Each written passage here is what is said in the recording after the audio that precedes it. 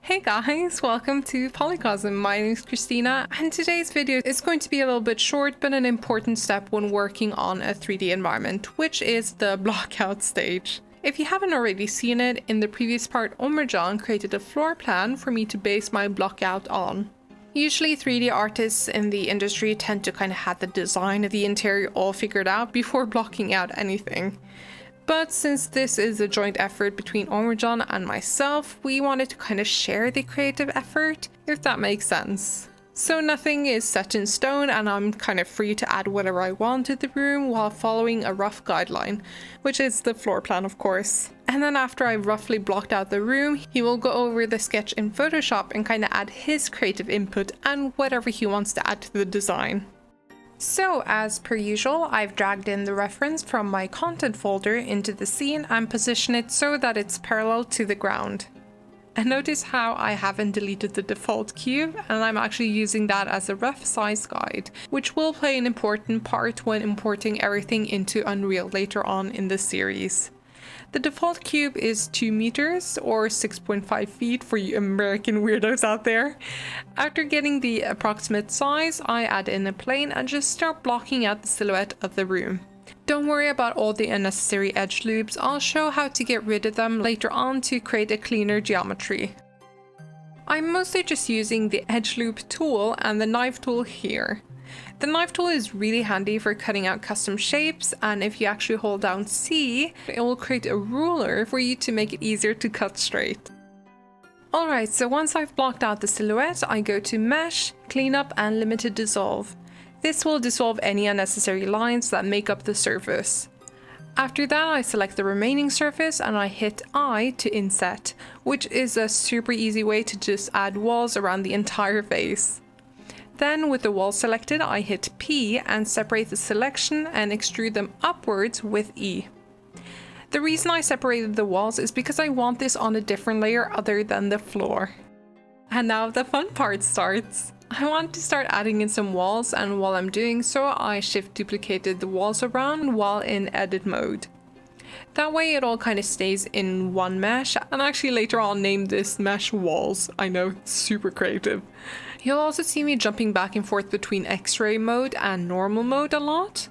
You can access X-ray mode by pressing Alt+Z, which makes everything transparent and allows us to peek at our reference sheet.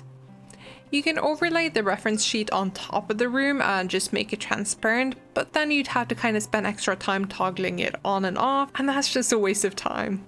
So Alt+Z is a really handy keyboard shortcut I use all the time. Here I wanted to add in that trapdoor, which for now will just be indicated as a hole in the floor. And what better way to do that with a Boolean? Longtime subscribers will know I freaking love Booleans.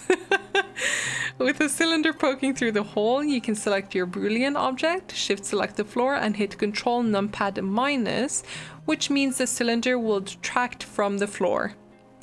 Nothing seems to have happened, and this could be the case with large faces like this floor that isn't subdivided at all. So all you need to do under the modify panel is just to toggle fast.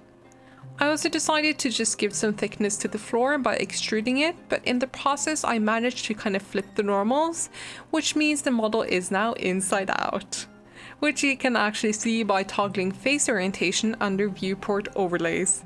And to fix that, you select your red surfaces and go to Mesh, Normals and Flip.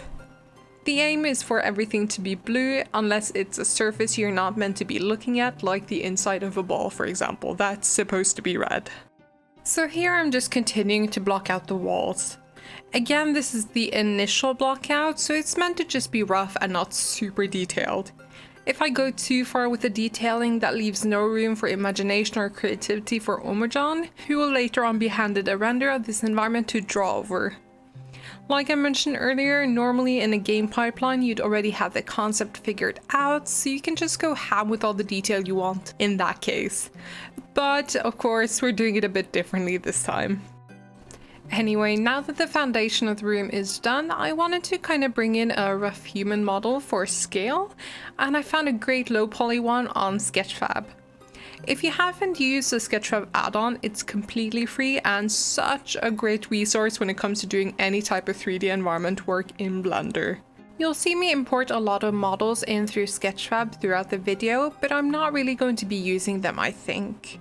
Some of them I might, like the curtains, but anything where an artist has hand designed an item we'll try to kind of stay away from.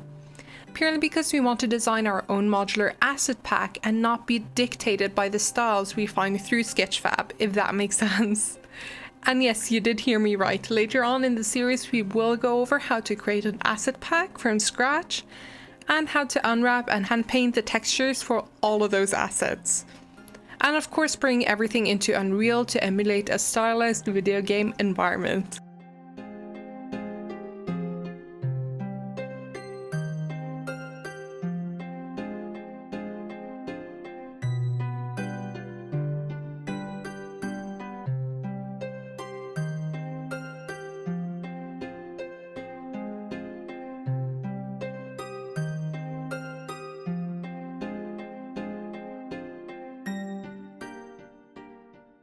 Alright, so with all of that stuff I said previously, the thought process here is to kind of bring in assets whenever there is need for one, but I'll also hand model super basic things like a bookcase, which I mean I could obviously find one on Sketchfab, but I want Omercan to add his design flair as he so wishes. So this entire interior is going to be a mix between the two. But yeah, there's not really much else to add. This is the sort of work where you just put on a good podcast or music and just do some fun set dressing. I will continuously use the human model as a scale whenever I need it, and I also try to not just look at it from a design perspective, but to sort of kind of immerse myself in this world. Try to think about walking around here, what I might find, what type of people might hang out here, and so on. We'll be delving much deeper into environment design and all of the details that make up a good environment later on, but it's a good idea to kind of start thinking about these things early on.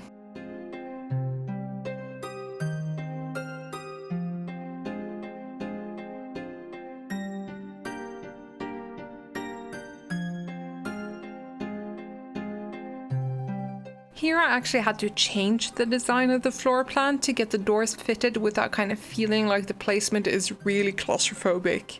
This is an example where keeping it simple is super important. If I'd gone way too detailed with this area early on, I'd have a harder time adjusting a big change like this.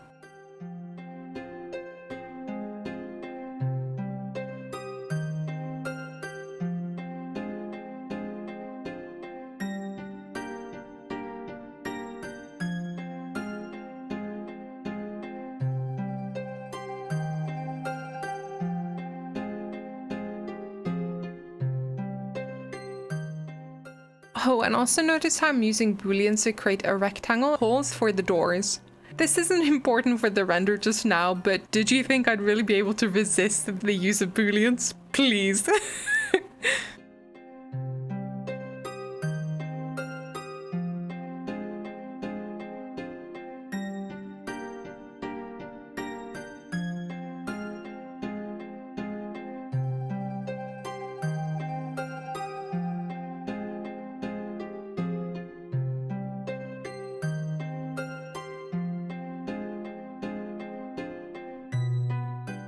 I thought I'd take the time during the Timelapse to kind of gush about my experience with Unreal so far. So as most of you know, Blender is my religion, and nothing will change that ever. It's just, I've mostly been using Eevee for my renders, and I have for the past months kind of felt it coming up a bit short, to be honest. I mean, the render engine is amazing, but I sort of wish that the quality would be a bit higher. Having worked in Unreal for the past month and a half, I can honestly say the renders are so much higher quality.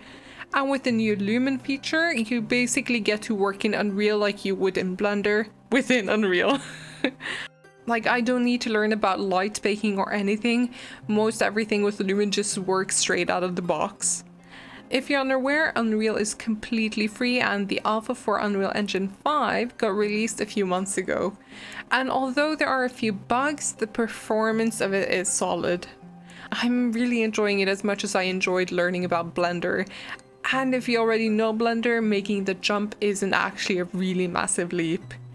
Also, you don't have to use it for just games, by the way. I use it to render out illustrations for my book covers that I do for clients. So yeah, definitely check it out. I'll be releasing our first Unreal Engine 5 tutorial very soon, mainly touching on how to use Blender in parallel with Unreal, using a handy little exclusive add-on, Unreal Sensei, yes, that Unreal Sensei, created for exporting assets from Blender intended for Unreal. A lot of exciting stuff is coming, just you guys wait.